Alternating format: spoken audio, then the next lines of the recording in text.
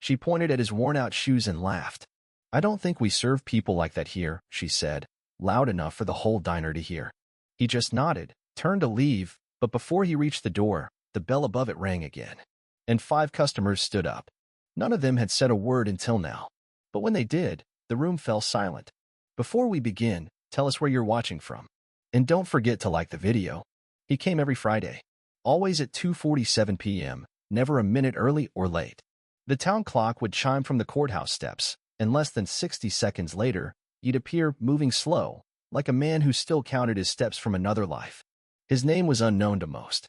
The receipt simply read, "Seat 9. The waitresses, old and new, called him Boots. His boots were what people noticed first, scuffed to gray, stitched together at the seams, one sole held on with copper wire and stubbornness. They looked like they had walked across more than just pavement. And maybe they had. The rest of him was just as worn. A brown work jacket with an old Union patch faded beyond reading. Flannel shirt. Jeans that had outlived their own stitches. Thick hands. Broad shoulders. An old baseball cap, navy blue, no logo. The kind sold at gas stations in the 1980s and never replaced. But it was his face that stuck with people. Not because of age. Because of silence. He didn't smile. Didn't frown. Didn't flinch. His eyes carried a distance few could place, like he wasn't looking at you but through you, seeing something behind your shoulder you'd never understand. Some of the older folks remembered when he first came to town. Bought a trailer just outside the limits, near the old gravel pit. Never caused trouble. Always paid cash. Quiet. He'd come in, sit in booth 3, second from the window, and point to the same item. Meatloaf special, no onions. Coffee, black. Water, no ice. He never said more than 10 words per visit. Some respected it. Others, not so much. Megan was new. 19, fresh out of high school, waiting tables until she figured out whether she wanted to be a dental tech or a flight attendant. Quick-witted. Faster with judgment. It was her second Friday when he came in. She didn't even let him sit.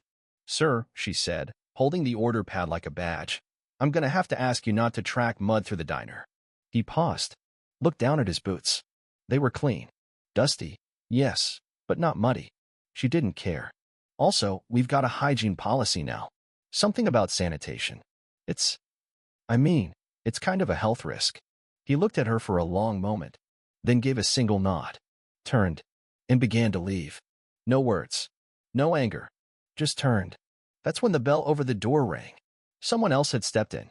He wore a black coat, short-cropped gray hair, and a limp. He didn't order food. He just watched. And as the old man passed him, he reached out, placed a firm hand on the man's shoulder, and said, "You don't have to go." The old man paused. "I always do." Then the bell rang again. Another customer stood. Then another. Then 2 more. The woman with the stroller.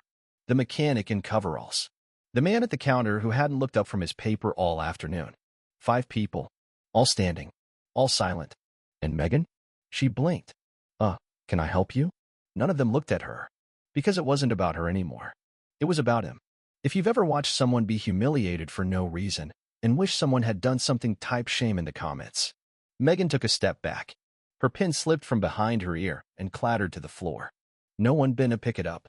She looked from face to face, suddenly unsure who was still a customer and who had become something else entirely. The man in the black coat stepped forward. Slowly. Not like he was in a rush, more like someone who had learned long ago that real power came in the space between actions. "Sir," Megan said, her voice sharpening slightly. "Do you want to be seated?" He ignored her. Turned to the old man. "Stay," he said, his voice low but firm. The old man didn't move, but something in his shoulders shifted. Not resistance. Not defiance. Recognition. And that's when Megan noticed something strange. The other 4 who stood, they weren't just standing. They were ready. The woman by the stroller had her hand resting on the handle in a way that didn't look casual. The mechanic had stepped slightly to the side, between the booth and the server station, like he was blocking a line of sight. The man at the counter had folded his paper, meticulously, corner to corner, and tucked it beneath his arm like an officer folding a report. "What's going on?" Megan asked again, quieter this time. Still no answer. The old man finally turned and looked at the man in the black coat. "You shouldn't have come." "Neither should you," the man said. "But we both did." Another long pause. The kind that doesn't ask permission. And then, slowly, the old man sat back down. Same booth. Same seat. But the room wasn't the same anymore. The air had changed. Jin, the manager, came out from the kitchen, drying her hands on a towel. She looked around and frowned. What's going on? Megan gestured vaguely. He was leaving. I thought. Jin's eyes locked on the man in the coat. Her face paled a little. Is that? The man nodded. Jin set the towel down on the counter. You want coffee? She asked him. He nodded. She poured without asking how he liked it. No one else moved. No orders came in. No plates clattered. The diner, for the first time in years, had gone still. The mechanic leaned against the jukebox. They're not supposed to bother him, he said, not looking at Megan. Who? People who don't know who he is. Megan swallowed. Then who is he? The man in the black coat answered. Someone who didn't come back to be seen. But you all know him? The woman with the stroller nodded. He saved my uncle. The mechanic pulled me out of a flipped Humvee outside Ramadi. Never said a word after. The man with the newspaper, I saw him run back into a burning barracks for someone else's kid. Megan blinked. Wait, you're saying he was in the military? Silence. The man in the coat chuckled softly. You don't ask that, not when they carry it like he does. Then what should I say? The man looked straight at her. You say thank you. If you believe those who carry pain quietly deserve the loudest respect, type never forget in the comments. At that moment, the old man stirred. Looked at Megan. I don't need apologies, he said. Just space to exist. Then he nodded toward the window. Someone once told me, the price of peace is that you never stop paying it. Megan looked like she wanted to say something, but nothing came out. Later that day, when the check was paid, the coffee gone cold, and the diners had drifted back into the quiet rhythm of small-town life, Jin found something left behind in the booth. It wasn't a tip. It was a patch. Faded. Torn at the edge. But unmistakable. 173rd Airborne Brigade Combat Team. She stared at it for a long time, then quietly folded it into a napkin and placed it in the till. If you've ever discovered someone's truth not because they told it, but because others couldn't stay silent, share that moment below. These are the stories that matter. By Sunday morning, the story had already moved past the diner. It started as a murmur. Someone mentioned it in line at the pharmacy. Someone else repeated it at the gas station. By Monday, it had reached the front porch of nearly every house in Maple Run. No one knew exactly what had happened. Some said he'd been thrown out. Others claimed 5 strangers had stood up at once and made the waitress cry. And someone, probably Hank the barber, told it as if the whole diner had gone silent and the walls had shaken when the old man spoke. But one detail stayed the same in every version. The man didn't yell. He just sat, and 5 others stood for him, which, in Maple Run, meant everything. By Tuesday, a young reporter from the local paper stopped by the diner to ask questions. Jin sent him away. Megan didn't show up for her shift. The old man, however, returned. 2:47 p.m., like always. This time, he wore the same jacket, same boots. But something had changed. Not in him. In the way people looked at him. They didn't stare. They watched. Quietly. He sat. Jin poured his coffee before he asked. The regulars nodded. A new busboy whispered, "That's him, isn't it?" No one answered. Because by then, it didn't matter if you knew who he was. Only that you respected what he carried. But not everyone had forgotten his name. At 4:15, a man named Clay Morris came in, walked straight to booth 3, and placed a photo on the table. It was old. Sun-faded. Worn edges. For men in jungle fatigues, squinting under a blazing sky. One of them, barely 20, was the spitting image of the man now holding a coffee cup with both hands. Clay tapped the picture. You're R.J. Mathis, aren't you? The old man didn't answer.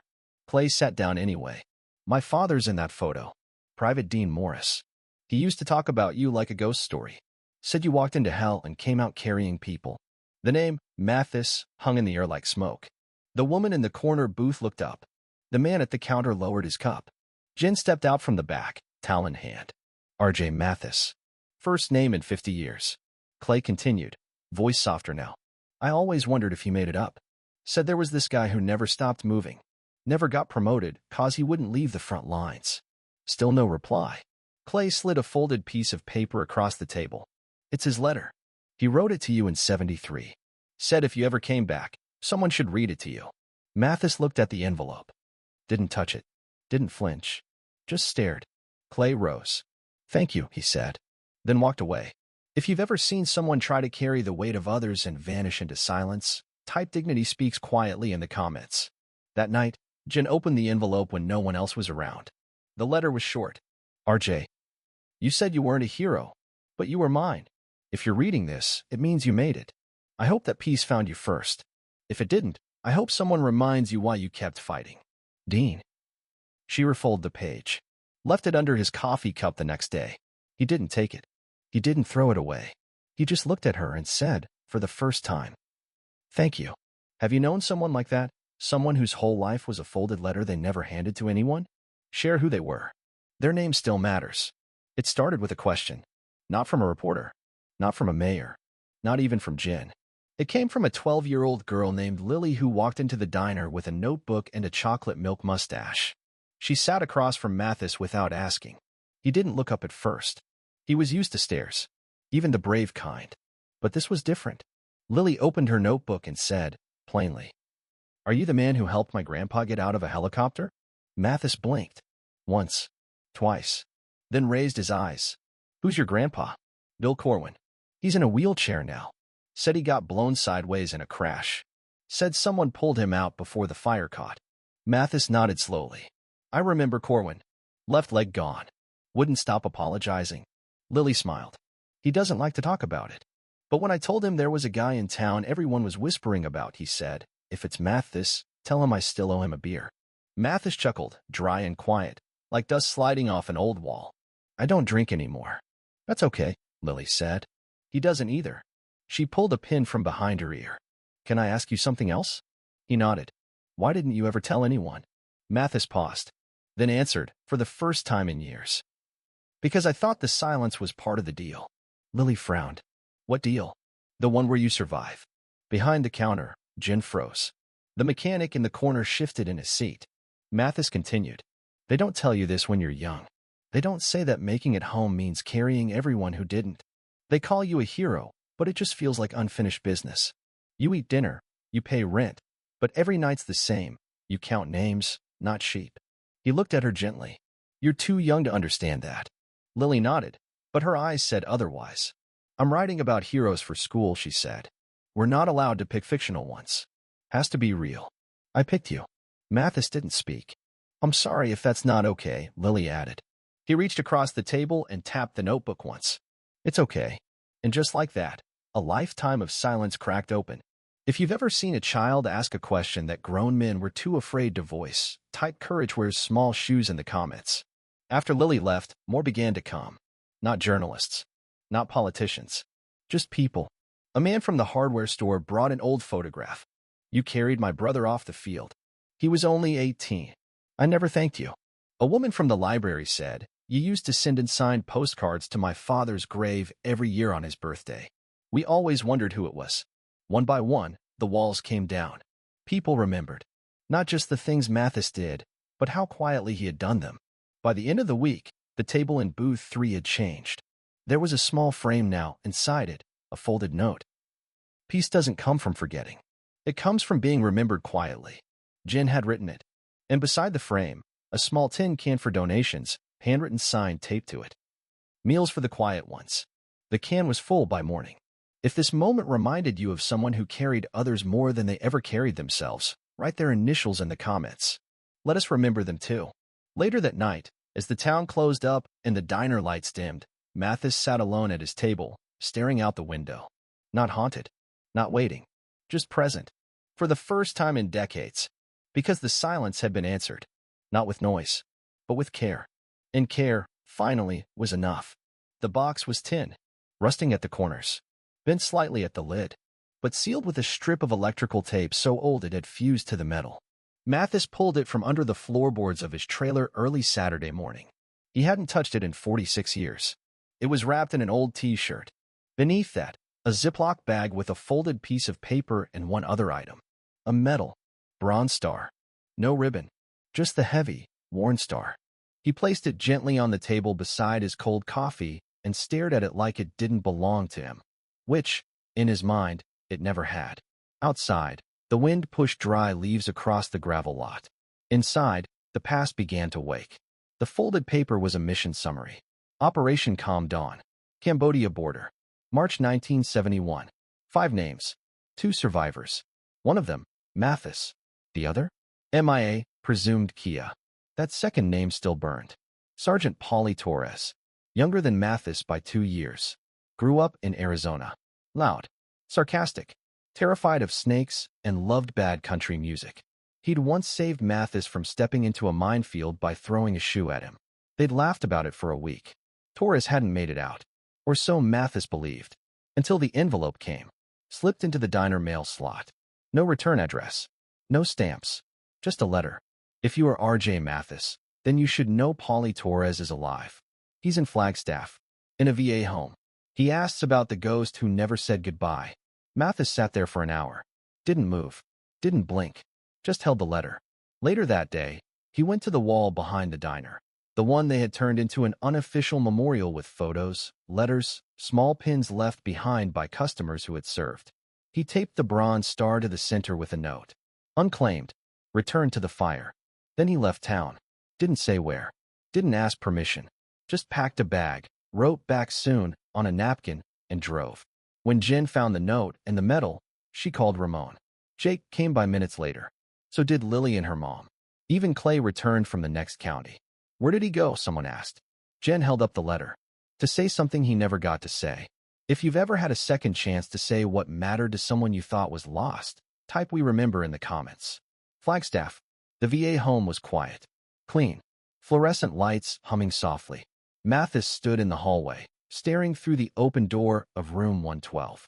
Inside sat a man in a worn flannel, watching TV with the volume down low. He looked up, eyes locked.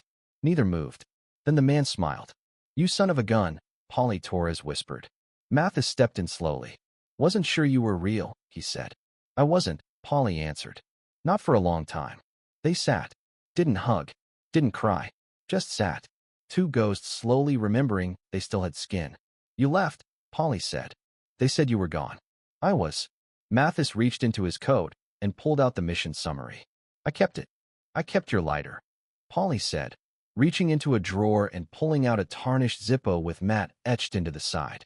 Mathis laughed once, like gravel underfoot. "Damn thing never worked." "Nope," Polly said. "But I kept it anyway.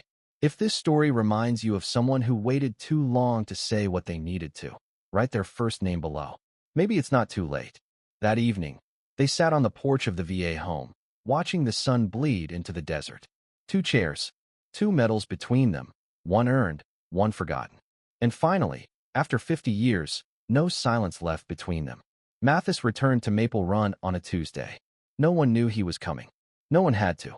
The diner door opened at exactly 2:47 p.m. Jen turned from the register and smiled before she even looked. "Seat 9, she said, like it was still a secret between them. He sat in his usual booth. The frame with the folded note still stood on the table. But beside it, something new. An envelope, unmarked, sealed in wax. He opened it slowly. Inside was a child's drawing. Stick figures. One had a gray beard and a brown cap. The other, a little girl with a ponytail. Above them, written in crooked, determined letters. "Thank you for remembering. I will too. Lily." Mathis folded the paper carefully, tucked it into his jacket pocket. Not next to his heart. Deeper, where nothing gets lost. The bell rang again. Jake entered first, then Ramon, then Clay. One by one, they sat, not around him, but with him. No questions. Just coffee. Just presents. Jen came by with a second mug. "You expecting someone?" Mathis didn't answer. But when Lily walked in 10 minutes later with a folder full of papers and a nervous expression, everyone understood. She slid into the booth beside him. "It's not a parade," she said. "I know you don't like parades." Mathis raised an eyebrow. It's kind of a project." She opened the folder. Inside were 12 sheets. Each page held a name, a story, a sketch. "Veterans from Maple Run," Lily explained. "Ones who didn't get plaques. Or memorials. Or buildings named after them. But they did something. I looked them up. Or asked their kids. Or read about them in old yearbooks." Mathis turned the pages. A cook who jumped on a grenade in 1945. A mail carrier who dragged a wounded man 2 miles through jungle under fire. A woman who coded transmissions from a basement in Ohio that saved entire companies. Each one sketched in pencil. Each one captioned. "The quiet one who carried." Mathis cleared his throat. "You did this." Lily nodded. And we're putting them in the town hall. Not a wall. A hallway. Quiet heroes. On both sides. No spotlights. No speeches. Just space. Mathis blinked. Said nothing. She reached into her backpack, pulled out a final page. It was blank. For you, she said. He stared at it. Or not, she added quickly. You don't have to. I just thought. Maybe people should know. Mathis looked around the diner. At the faces. The warmth. The people who had stood before he ever asked. He took the page. Pulled a pin from Jen's apron. And began to write. Not about medals. Not about war. About people. Names he hadn't said in 50 years. Moments that never made the news. Silences that lasted entire lifetimes. When he finished, he handed it back. You sure?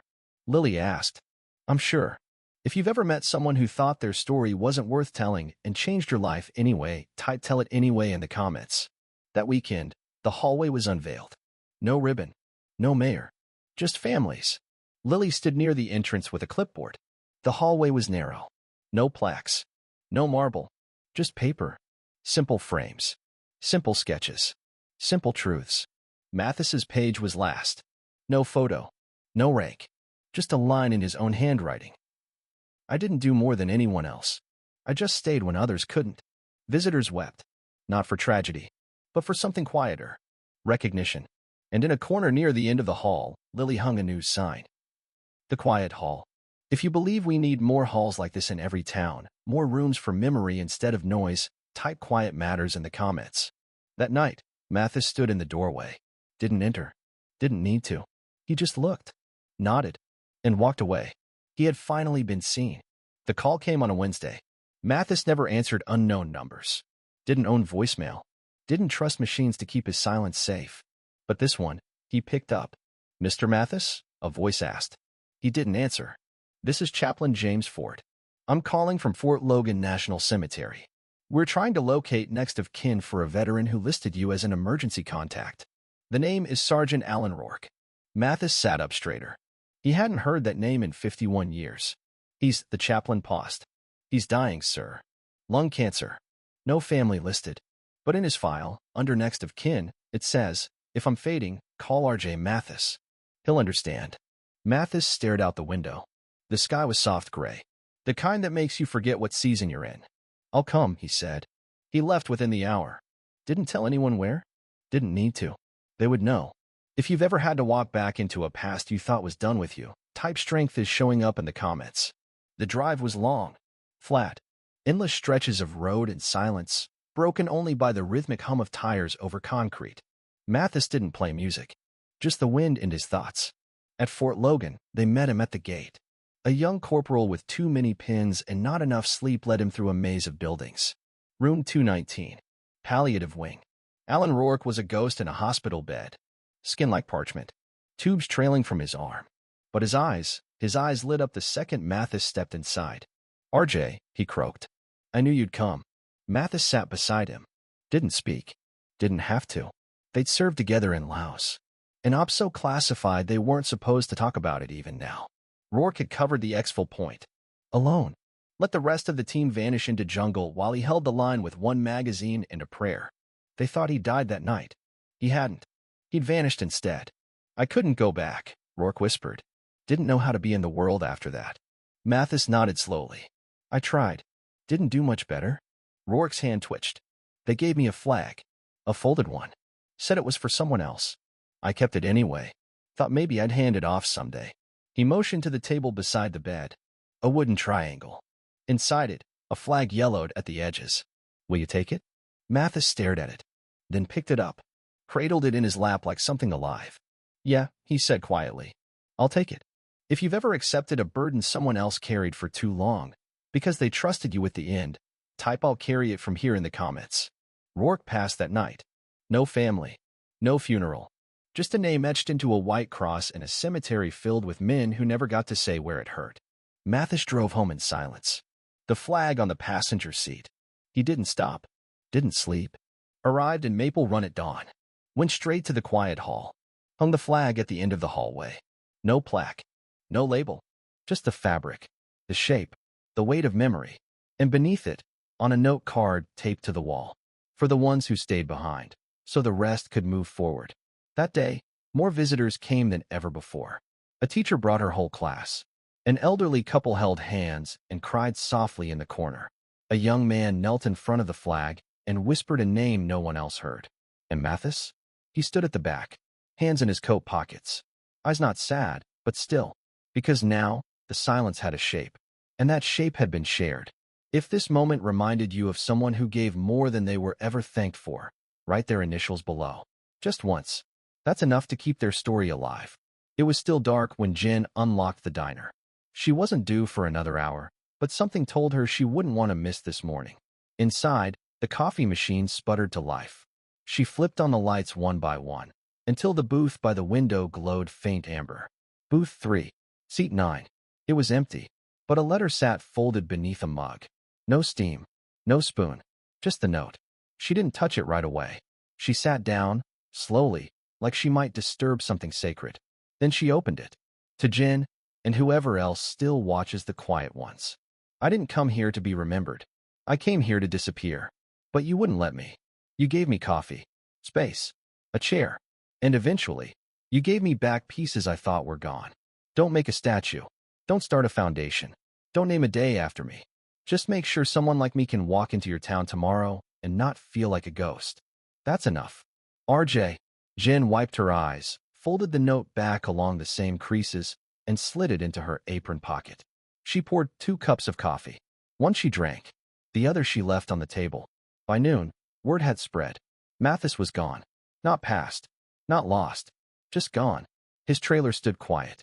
Locked. Empty except for a folded blanket, a half-used notebook, and a battered duffel bag left open beside the bed.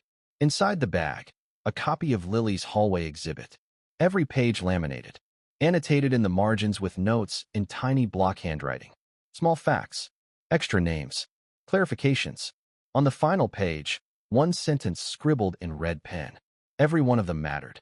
That evening, Lily came to the quiet hall. In her hands was a framed drawing. Her latest work. Not a soldier. Not a battle. Just a man. Alone at a table.